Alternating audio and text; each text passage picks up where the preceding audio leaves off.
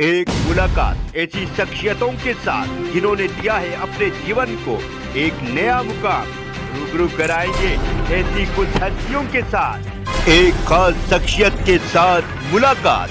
जयदेव पटेल के साथ number 1 India news.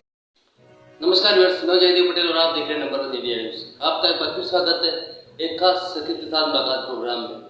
आज हम बात करेंगे राहुल गांधी की भारत जोड़ो न्याय यात्रा के चलते हुए उन्होंने झारखंड में कहा कि बीजेपी और आरएसएस देश को बांटने का काम कर रहे हैं और इसी के लिए हम जो देश में नफरत फैलाई जा रही है उसको प्यार में बदलने के लिए हमें यात्रा निकाल रहे हैं। इसके क्या कुछ मायने हैं और इसी के साथ साथ यूनिफॉर्म सिविल कोड रविवार को उत्तराखंड सरकार ने कैबिनेट की तरफ से मंजूरी दे दी है और 6 तारीख यानी कल मंगलवार को विधानसभा में ये बिल पास होना जाएगा। तो आज आखिर ऐसे में यूनिफॉर्म सिविल कोड के पास हो जाने के बाद क्या कुछ इम्पैक्ट देश में पड़ेगा और क्या इसका 2024 लोकसभा चुनाव पर गहरा असर दिखाई देगा। इन्हीं तमाम मुद्दों पर बात करने के लिए हमारे साथ खास मेहमान है राजनीतिक विश्लेषक और साथ ही मौलाना आजाद नेशनल यूनिवर्सिटी के पूर्व चांसलर फिरोज बख्त अहमद। फिरोज बख्त अहमद जी, आपका बहुत स्वागत आज हमारे प्रोग्राम में। जनाब बहुत बहुत शुक्रिया आपका जी।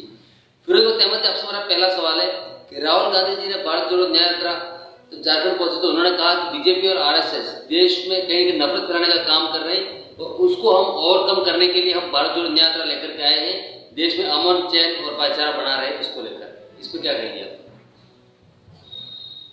देखिए, ऐसा है राहुल गांधी जी ने जो ये यात्राएं शुरू की हैं, ये एक डेमोक्रेटिक सिस्टम है। गांधी जी भी यात्राएं किया करते थे, लोगों से मिलते थे, चाहे वो नमक अभियान हो या कुछ भी हो, यात्राएं कर रहे हैं और उनको पूरा हाथ है यात्रा करने का।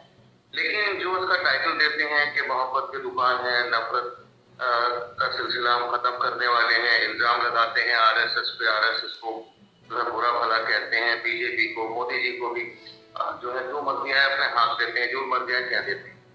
ये ठीक नहीं है, ठीक है, क्योंकि देखिए यात्राएं उन्होंने बहुत कर ली, उन यात्राओं का कोई असर नहीं हुआ, बल्कि एक मजाकिया लोग ये कहते हैं कि जिस इलाके से राहुल जी यात्रा लेके जाते हैं, पैदल यात्रा उनकी जाती है, वहीं पे कांग्रेस हार जाए। मैं एक तारीफ मैं करना चाहूंगा कि ये लगे हुए हैं इतने 10-12 साल से लगातार हार रहे हैं, लेकिन हिम्मत नहीं हार रहे, सिर्फ इलेक्शन हार रहे हैं। वो भी ठीक है, कोशिश करते रहना चाहिए आदमी को, लेकिन यह है कि जो सिलसिला है इनका कोशिश करने का, वो सिलसिला ठीक नहीं है। और जिस तरीके से ये जो है अपने जो उल्टी सीधी बातें करते हैं, गवर्नेंस को जो है वो उसको फायदा होने वाला नहीं है। जी। फिरोज बख्त अहमद जी, उत्तराखंड सरकार ने यूनिफॉर्म सिविल कोड को रविवार को कैबिनेट की मोहर लगा दी है। अब मंगलवार यानी कल विधानसभा में पास होना जाएगा। ऐसे में अगर ये बिल पास हो जाता है तो इसका 2024 के चुनाव पर क्या कुछ असर दिखाई देगा और क्या ये बीजेपी का एक प्रयोग है उत्तराखंड से जो शुरू हो रहा है और बाद में पूरे देश में लागू होगा? देखिए, ऐसा है जयदेव जी, जहाँ तक यूनिफॉर्म सिविल कोड का ताल्लुक है, उसके लिए हम मुबारकबाद देना चाहेंगे उत्तराखंड की सरकार को और जो चीफ मिनिस्टर हैं पुष्कर सिंह धामी साहब को। एक बात बता दूं, एक मतलब ये जो यूनिफॉर्म सिविल कोड है, यूसीसी है, इसको मतलब लोग समझ नहीं पाते हैं। खासतौर से हमारा जो मुस्लिम तबका है उसको बड़ा डरा दिया गया है, कह दिया गया है कि जो यूनिफॉर्म सिविल कोड है बोला इसमें तुम्हें दबा दिया जाएगा, तुम कुछ अपने मजहब की प्रैक्टिसेस नहीं कर सकते। ये सब फजूल बात है। नमाज नहीं पढ़ सकते, ईद बकरीद नहीं मना सकते, ऐसा सब कुछ नहीं। यूनिफॉर्म सिविल कोड बेसिकली इसका सबसे ज्यादा फायदा जो पहुंचेगा या पहुंच रहा है इस 370 के जरिए, वो है मुस्लिम महिलाओं को। मुस्लिम महिलाओं को बहुत ज्यादा जो है आप ये देखिए दबाया जाता था। पहले 3 जो है खबीस अल्फाज है तलाक के कह के उनको घर से बाहर निकाल दिया जाता था, बच्चे भी उनके बाहर चले जाते थे। तो यूनिफॉर्म सिविल कोड आएगा, सबसे ज्यादा फायदा मुस्लिम महिलाओं को होगा। उनको अडॉप्शन की फैसिलिटी होगी, प्रॉपर्टी में उनको बराबर की जगह मिलेगी, ठीक है। अलावा इसके और भी बहुत से फायदे हैं। अब जैसे तलाक का मैंने जिक्र किया, हलाला है, सारी चीजें, ये सारी चीजें जाएंगी, बल्कि मुस्लिम महिलाओं को ही नहीं, बल्कि जो पारसी महिलाएं हैं, क्रिश्चियन महिलाएं हैं, बौद्ध महिलाएं हैं और भी बहुत सी महिलाएं हैं उनको भी इसका फायदा होगा। हो सकता है हिंदू महिलाओं को उतना फायदा नहीं पहुंचे। तो जो लोग इतना जिनको वर्गलाया जा रहा है कि यूनिफॉर्म सिविल कोड से परेशानी होगी, ऐसा कुछ नहीं। एक ही कोड होना चाहिए, एक ही कानून होना चाहिए पूरे हिंदुस्तान में। हिंदुस्तान ना तो सनातन धर्म के कानून से चलेगा, ना शरिया के कानून से चलेगा, वो B.R. अम्बेडकर के जो दुनिया का सबसे बड़ा रिटन लॉ है उससे चलेगा। और आखिर में ये कहना चाहूंगा कि जहां तक यूसीसी का ताल्लुक है, यूसीसी के जरिए जब एजुकेशन ही इसके अंदर आएगी तो वो फला सेंट स्कूल और धमाका सेंट स्कूल और पब्लिक स्कूल ना होकर के सारे देश की तालीम एक जैसी होगी। तो बहुत जल्दी जो हमारा मुल्क हिंदुस्तान है वो ऑलरेडी विश्व गुरु बनने के रास्ते पे है। तो और भी आगे चल के बहुत जल्दी पूरी दुनिया में सबसे आगे चाहे वो। फिरोज अहमद जी, आपसे मेरा एक और सवाल है। आपने कहा कि देश ना तो मुस्लिम कानून से चलेगा, ना ही सनातन के कानून से चलेगा। फिरोज अहमद जी, देश ना तो हिंदुओं के सनातन के कानून से चलेगा, ना ही मुस्लिम कानून से चलेगा, लेकिन कहीं ना कहीं समाजवादी पार्टी के जो सीनियर लीडर है तौकीर रजा, उनका एक बयान सामने आया। उन्होंने कहा कि मुस्लिमों के सब्र का इम्तिहान लिया जा रहा है, ऐसा नहीं हो कि देश में गृह युद्ध जैसी स्थिति पैदा हो जाए। इस पर क्या कहेंगे?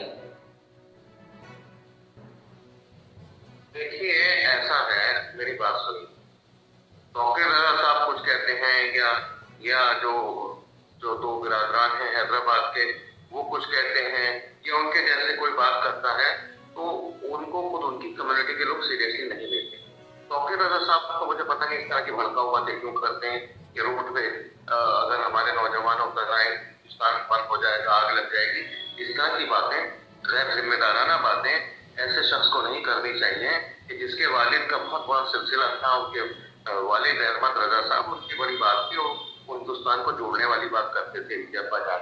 लेकिन ये जो बात करते हैं साहबजादे, ये हिंदुस्तान को तोड़ने की जहर उगलते हैं, इसका कोई असर नहीं पड़ने वाला। लेकिन ये है कि मुसलमान परिपक्व होते जा रहे हैं और ऐसे लोग साइड लाइन में लगते जा रहे हैं। जी, फिरोज अहमद जी, आपसे मेरा एक आखिरी सवाल है कि लाल कृष्ण आडवाणी जी को भारत रत्न से नवाजा गया, इसको लेकर भी तौकीर रजा जी ने एक बयान सामने आया। उन्होंने यहाँ तक कहा कि लाल कृष्ण आडवाणी जी ने कभी भी देश को जोड़ने का काम नहीं किया, हमेशा देश को बांटने का और नफरत फैलाने का काम किया। ऐसे में उनको भारत रत्न देना सही नहीं है। इस पर क्या कहेंगे?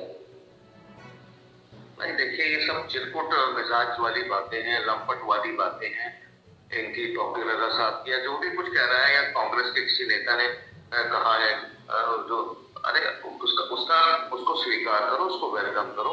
आडवाणी जी बड़े कद के नेता है, इस वक्त मेरे ख्याल से सबसे ज्यादा बुजुर्ग नेता, बड़े नेता वो है। और वो शख्स है जिन्होंने ये समझिए दुनिया की सबसे बड़ी जो पॉलिटिकल पार्टी है जिसके सबसे ज्यादा मेंबर्स हैं दुनिया में, उस पार्टी को उन्होंने वाजपेयी जी के साथ दोनों लोगों ने मिलकर शुरू किया। तो हमें तो बहुत खुश हुए। हाँ, इस बात का अफसोस हुआ कि आडवाणी जी को ये जो अवार्ड मिला है, या तो बहुत पहले मिल जाता या उनको भारत का प्रेसिडेंट बना दिया जाता। हम इस अवार्ड में भी, इस अवार्ड के हम हक में हैं।